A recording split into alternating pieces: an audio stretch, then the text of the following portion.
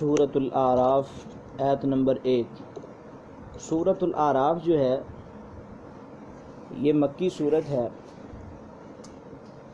اور اس کی 206 آیتیں ہیں اور 24 رکوع ہیں۔ اعوذ باللہ من الشیطان الرجیم، بسم اللہ الرحمن الرحیم۔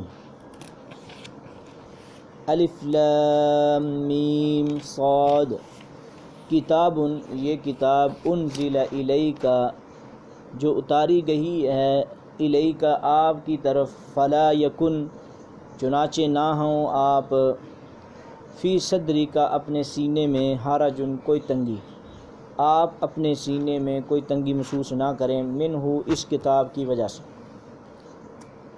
لتنذر، تاکہ آپ ڈرائیں بھی اس کتاب کے ذریعے سے، وذکریٰ للمؤمنین، اور نصیحت ہے مومنوں کے لیے۔ تو کتاب نازل کی گئی ہے، کس نے نازل کی ہے یہ بتانے کی ضرورت ہی نہیں۔ یہ کتاب کس نے نازل کی ہے کیونکہ سب جانتے ہیں کہ وہ اللہ ہے۔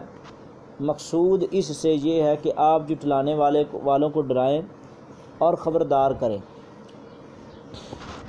اتبعوا ما انزل الیکم من ربکم، تم پیروی کرو اس چیز کی جو نازل کیا گیا ہے تمہاری طرف، من ربکم، تمہارے رب کی طرف سے، ولا تتبعوا، اور نہ تم پیروی کرو، من دونی، اس کے سوا، اولیاء، اور دوستوں کی، قلیلا ما تذکرون، بہت کم لوگ ہیں کہ تذکرون، کہ تم نصیحت حاصل کرتے ہو۔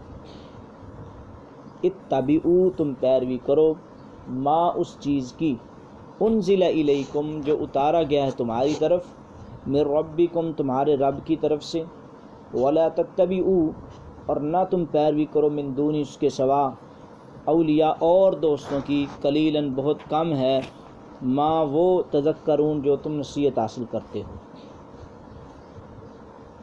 تو اللہ رب العزت نے امام کائنات جناب محمد رسول اللہ صلی اللہ علیہ وسلم کو فرمایا کہ جو تمہاری طرف قرآن مجید نازل کیا گیا اس کی پیروی کرو، کسی اور کی پیروی کرنے کی ضرورت ہے ہی نہیں۔ وَكَم مِّن قَرْيَةٍ، اور بہت سی بستیاں، اہلکناہا، ہم نے ہلاک کر دی ہیں، فجاءہا، پس آئے ان کے پاس، باسنا، ہمارے عذاب، بیاتاً، رات کو، او ہم قائلون، یا اس وقت جب وہ قیلولہ کر رہے تھے۔ کتنی ہی بستیاں اللہ فرما رہے ہیں کہ ہم نے ہلاک کر دی ہیں۔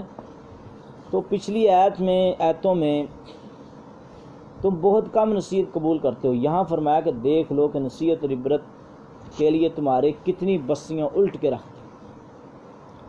اور جس طرح کہ قوم لوط پر عذاب آیا، شعیب علیہ السلام کی قوم پر عذاب آیا، تو یہ عذاب جو ہے اچانک آتے ہی رہتے ہیں اور آتے رہے تھے۔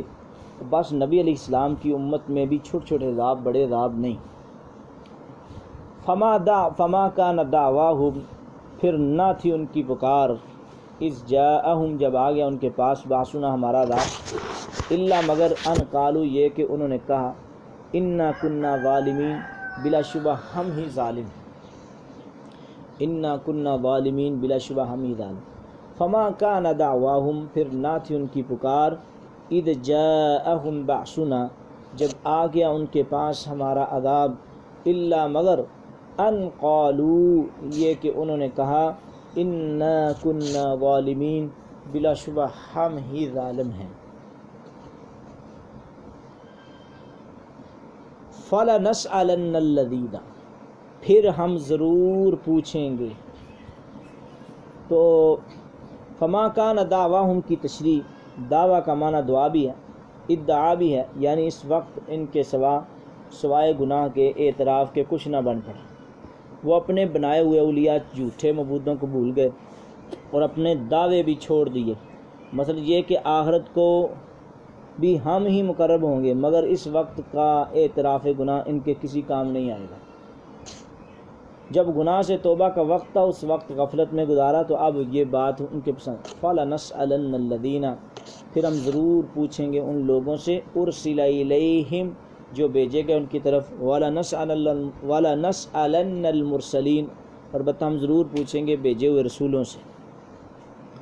تو یہاں پچھلی آیتوں میں جس میں ڈرایا گیا ہے دنیا کا عذاب تھا، اس آیت میں آخرت کے معاملات سے ڈرایا گیا، یعنی ہم لوگوں سے تو پوچھیں گے کہ تم نے ہمارے پیغمبروں کی دعوت کہاں تک قبول کی، تو پیغمبروں سے بھی دریافت کریں گے کہ تم نے ہمارا پیغام پہنچایا تھا کہ نہیں، دونوں سے پوچھ گچھ ہوگی، یعنی کہ قوم سے بھی پیغمبروں سے بھی۔ تو اللہ رب العزت کے اس پوچھ گچھ سے پہلے ہم کو اپنے معاملات درست کرنے چاہیے۔ فَلَنَقُصَّنَّ عَلَيْهِمْ بِعِلْمٍ، تو ہم ضرور بیان کریں گے سب باتوں کو، علیہم ان پر، بعلم پورے علم کے ساتھ، وما کننا غائبین اور نہیں تھے ہم غائب، فلنقصن علیہم اور البتہ ضرور ہم بیان کریں گے سب باتوں کو ان پر، بعلم پورے علم کے ساتھ، وما کننا غائبین اور نہیں تھے ہم غائب۔ تو بات یہ ہے کہ اللہ رب العزت یہاں فرما رہے ہیں کہ یعنی ہم سب کچھ سن رہے ہیں، دیکھ رہے ہیں، اور دن کے عمل کے وقت غائب نہیں تھے، تو اللہ فرماتے ہیں کہ ہم پورے علم کے ساتھ بتائیں گے، یعنی کہ دلیل بھی ساتھ ہوگی اور تمہارے خود عذاب بھی گواہی دیں گے۔ والوزن یومئذ، اور اعمال کا وزن، یومئذ اس دن، الحق برحق ہے، اعمال کا وزن اس دن برحق ہے۔ فمن ثقلت، پس جو شخص باری ہو گیا موازین ہو اس کے نیک اعمال کی میزان وزن، فاولئک هم المفلحون، تو یہی فلاح پانے والے ہیں۔ والوزن اور اعمال کا وزن، یومئذ اس دن، الحق برحق ہے۔ فمن ثقلت، اور جو شخص ثقلت کے باری ہو گئی موازین ہو اس کے نیک اعمال کی میدان، فاولئک هم المفلحون، یہی لوگ فلاح پانے والے ہیں۔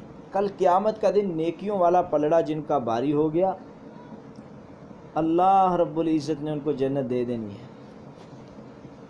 تو آگے فرمایا ومن خفت موازینہ، اور ہلکی ہو گئی جن کی میدان، جن کا وزن، جن کی نیکیاں، فاولئک الذین، پس یہی وہ لوگ ہیں، خسروا انفسہم، کہ جنہوں نے اپنے نفسوں کو خسارے میں ڈالا ہوا ہے، بما کانوا بآیاتنا یظلمون، بسبب اس چیز کے کہ وہ تھے ہماری آیتوں کے ساتھ یظلمون، بے انصافی کرتے۔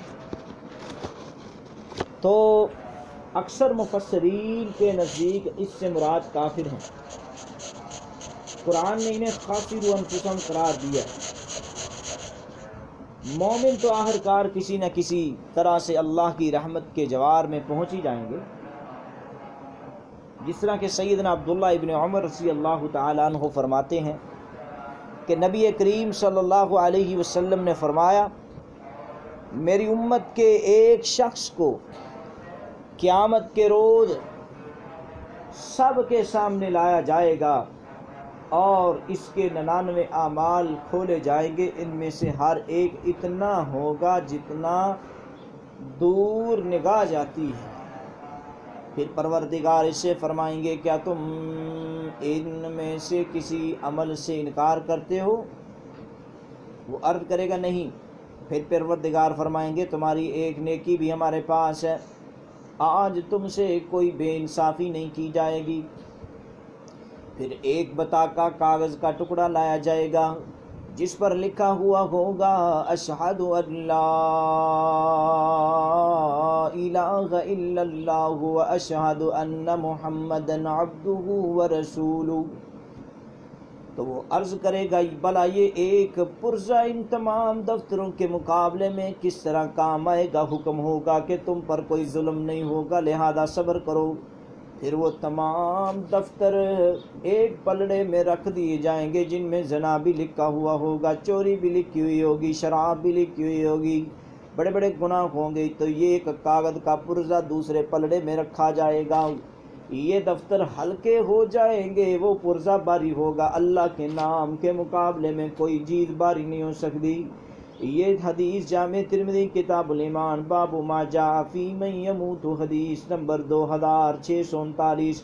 ابن ماجہ کی حدیث نمبر 4300 سلسلہ صحیحہ کی حدیث نمبر جلد نمبر 1 صفحہ نمبر 261 میں ہے، تو پتہ چلا کہ جن کے وزن ہلکے ہوں گے وہی خسارہ پانے والے ہیں، اور اس سے مراد کافر ہیں۔ مومنوں کو تو اللہ تعالیٰ نے اپنے جوار رحمت میں رکھنا ہے، مومنوں کو تو اللہ تعالیٰ نے اپنی جوار رحمت میں رکھنا ہے۔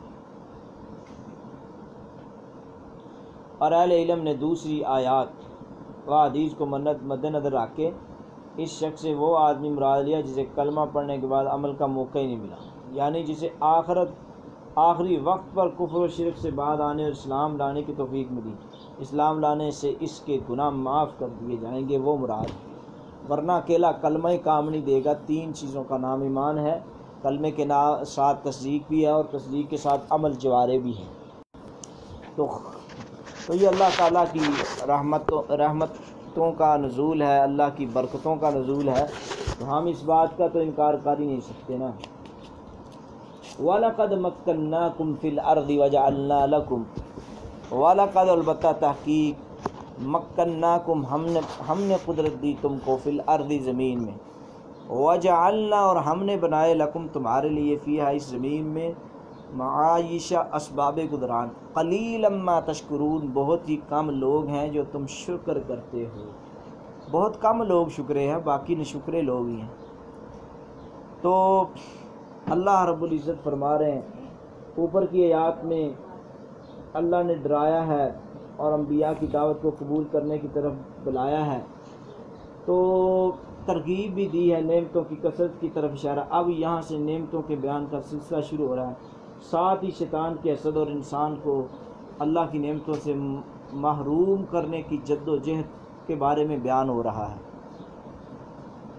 تو اللہ فرماتے ہیں وَلَقَدْ خَلَقْنَاكُمْ، اور البتہ تحقیق ہم نے پیدا کیا تم کو، ثُمَّ صَوَّرْنَاكُمْ پھر ہم نے تصویریں بنائی تمہاری، ثُمَّ قُلْنَا پھر ہم نے کہا لِلْمَلَائِكَةِ فرشتوں سے، اسجدوا لآدم تم سجدہ کرو آدم علیہ السلام کو، فسجدوا انہوں نے سجدہ کیا، الا ابلیس ابلیس نے سجدہ نہیں کیا، لم یکن من الساجدین وہ سجدہ کرنے والوں میں سے نہیں تھا۔ تو پہلے سپارے میں جو رکوع ہے وَإِذْ قَالَ رَبُّكَ لِلْمَلَائِكَةِ إِنِّي جَاعِلٌ فِي الْأَرْضِ خلیفہ، اس میں تھوڑی سی تفصیل ہے کہ اللہ رب العزت نے سیدنا آدم علیہ السلام کو پیدا کرنے سے قبل فرشتوں سے بھی پوچھا تھا کہ میں انسان کو پیدا کرنے والا ہوں، تمہارا کیا مشورہ ہے؟ انہوں نے کہا کہ أَتَجْعَلُ فِيهَا مَن يُفْسِدُ فِيهَا وَيَسْفِكُ الدِّمَاءَ وَنَحْنُ نُسَبِّحُ بِحَمْدِكَ وَنُقَدِّسُ لَكَ قَالَ إِنِّي أَعْلَمُ مَا لَا تَعْلَمُونَ۔ دنیا میں تو اس کو اپنا جانشین بنانے لگا ہے جو فساد برپا کرے گا، قتل و غارت کرے گا۔ تو یہاں اللہ رب العزت نے انسان کی پیدائش کا تذکرہ کیا ہے کہ ہم نے تم کو پیدا کیا، پھر تصویریں بنائی، پھر ہم نے کہا فرشتوں کے لیے سجدوا فسجدوا سجدہ کرو حضرت آدم علیہ السلام کو، انہوں نے سجدہ کیا آدم علیہ السلام کو سوائے ابلیس کے، تو ابلیس نے سجدہ نہ کیا۔ اب مسئلہ یہ ہے کہ سجدے کے بارے میں بحث ہو رہی ہے، تو یہاں سے بعض لوگ جو ہیں یہ مسئلہ نکالنے کی کوشش کرتے ہیں اور ملک پاکستان میں فساد مچاتے ہیں۔ مسئلہ ملازم حسین ڈوگر ہے، اس عید کا معنی وہ کتنا غلط کرتا ہے، بریلوی مولوی ہے، وہ کہتا ہے کہ اللہ تعالیٰ نے آدم کو پیدا کیا اور فرشتوں نے آدم علیہ السلام کو سجدہ کیا۔ تو دیکھنا وہ کیا کرتا ہے، وہ کہتا ہے کہ فرشتوں نے سجدہ آدم علیہ السلام کو کر دیا لیکن ابلیس نے سجدہ نہیں کیا۔ وہ آگے کہتا ہے ابلیس نے آگے سے کہا صرف اللہ کو مانو، صرف اللہ کو مانو، صرف اللہ کو مانو، صرف اللہ کو مانو۔ یہ اس کا ایک تنزیہ انداز ہے، تنزیہ اس کا ہر جگہ پہ، اس کی تقریر ہر دکان پہ، ہر بازار میں، ہر جگہ پہ اس کی تقریر لگا کے لوگ سنتے ہیں، خاص کر یہی کلپ اس کا مشہور ہے۔ تو اب اس کا بھی جواب ساتھ ہونا چاہیے۔ بات یہ ہے کہ ہم اس کو کہنا چاہتے ہیں ملازم حسین ڈوگر کو، پہلی بات تو یہ ہے کہ ملک پاکستان کے حالات درست نہیں ہیں، ورنہ اگر اس کا دل چاہتا ہے تو ہم اس کے ساتھ اس موضوع پر بھی بحث کرنا چاہتے ہیں کہ حضرت آدم علیہ السلام کو حضرت ابلیس صاحب نے، جو کہ ان کے ساتھی ہیں، انہوں نے سجدہ کیوں نہیں کیا؟ اللہ نے خود قرآن میں بتایا، اور جو یہ بات کرتا ہے کہ اس نے کہا اللہ کو مانو، اللہ کو مانو، تو یہ بالکل اہل الحدیث کا مذاق اڑایا اس نے۔ تو حالانکہ اس نے سجدہ کیوں نہیں کیا اس کی وضاحت اللہ نے پھر قرآن میں بیان کی ہے۔ یہ نہیں ہے تو اس نے یہ کہا کہ اللہ کو مانو، بس اللہ کو سجدہ۔ اس وقت تعظیمی سجدہ جو تھا وہ حلال تھا، وہ بھی اللہ کو ہی سجدہ تھا، اللہ کے حکم کا سجدہ تھا۔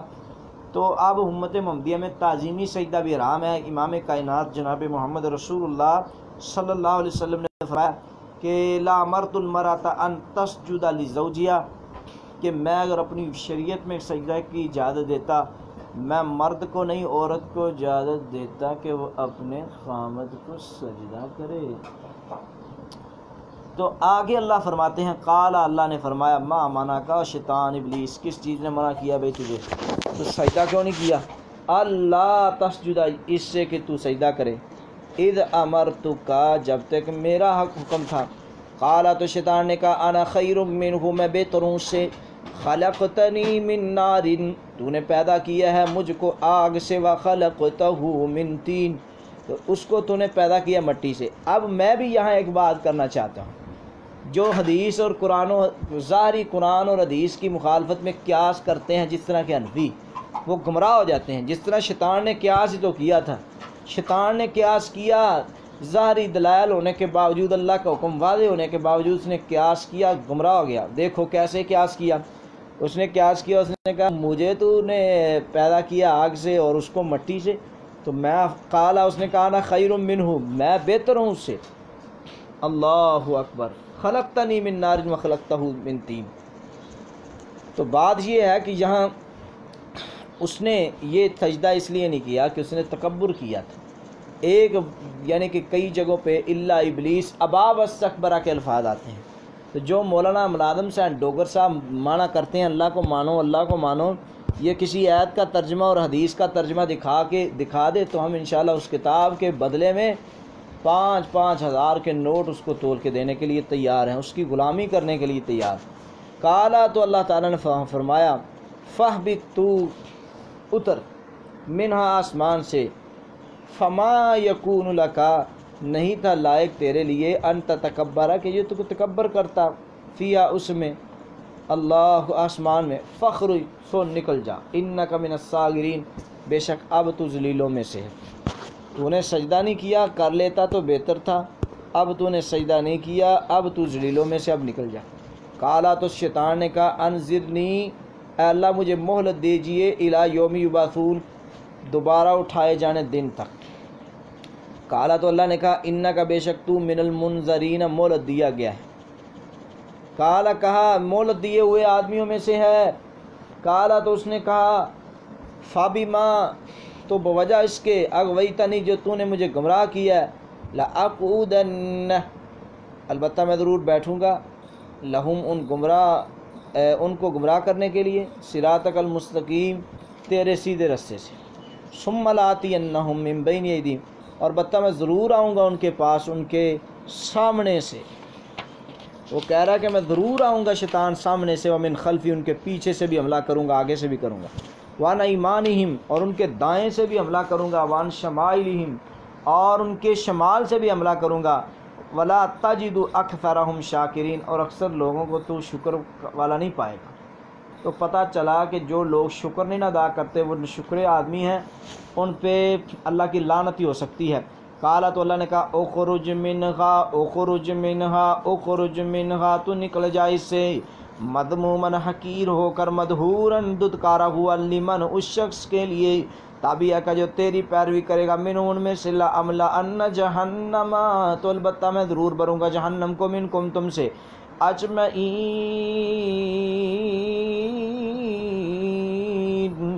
تم سب سے۔ اللہ تعالیٰ فرما رہے ہیں کہ جہنم کو بھروں گا۔ بات کرنے کا مقصد یہ ہے کہ اللہ تعالیٰ نے فرمایا کہ آپ نکل جائیں، اس میں سے حقیر ہے، تو دھتکارا ہوا ہے، اور وہ شخص بھی کہ جس نے تیری پیروی کی، تو میں ضرور بھروں گا جہنم کو۔ پتہ چلا اب جو شیطان کا دوست ہوگا وہ جناب اسی کے ساتھ ہی جائے گا۔